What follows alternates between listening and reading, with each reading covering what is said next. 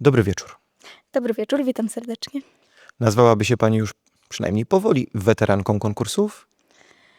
Zdobywam doświadczenie, jest ich coraz więcej, natomiast wydaje mi się, że nikt, kto w tych konkursach uczestniczy, nie jest jakimś wielkim ich fanem, ale no jest to coś wyjątkowego i może nie weteranką, ale z coraz większym doświadczeniem na pewno.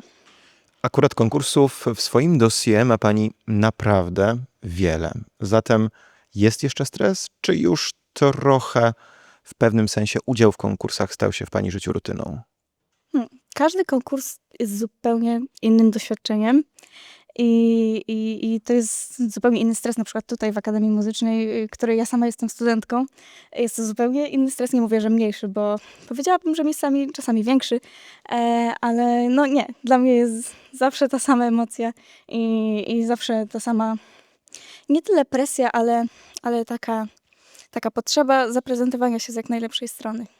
Repertuar. Pani wybory repertuarowe to była część tego procesu, który miał zmierzać do tego, by zaprezentować się z jak najlepszej strony?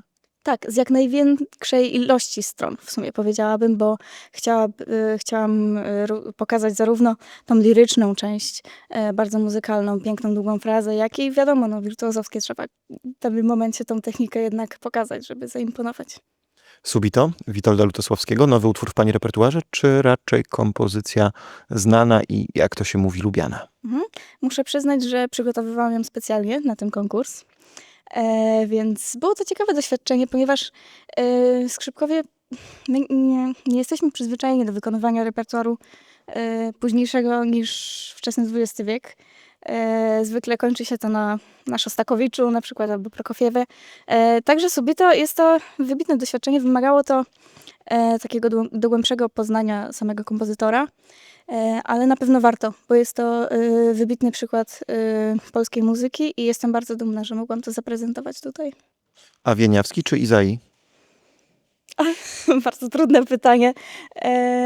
Chyba tak czysto z mojego serca Wieniawski, natomiast ogólnie patrząc na całokształt repertuaru i, że tak powiem, taką przełomowość tego wiolinistycznego repertuaru, to Isai. Skoro Wieniawski to jest oczekiwanie, a może nawet duże oczekiwanie, by wykonać jego koncert d-moll z Orkiestrą Filharmonii Poznańskiej? Jest to na pewno ogromne moje marzenie i to by była największa nagroda. Móc za te 2 dni stanąć na scenie auli uniwersyteckiej i móc wykonać ten koncert, ponieważ jest on dla mnie w moim sercu najważniejszy i najpiękniejszy. Marzy się też, by wykonać go w przyszłym roku na konkursie imienia Wieniawskiego? Oczywiście, że się marzy, ale bardzo dużo jeszcze różnych rzeczy może nastąpić przez ten rok i zarówno przez cały rok, jak i w trakcie konkursu, więc robię co w mojej mocy, a resztę oddaję losowi i komisji. Jak rozumiem, zatem nadzieja na miejsce na podium jest, mimo że to w cudzysłowie tylko kolejny konkurs. Jak najbardziej. Ja z mojej strony mogę powiedzieć, że robię wszystko na co dzień, co w mojej mocy. Bardzo ciężko pracuję, a konkursy to jest jak zwykle bardzo duża zbieżność wielu sytuacji, także marzę o tym, żeby nie mieć nic sobie do zarzucenia, a resztę oddaję w ręce innych.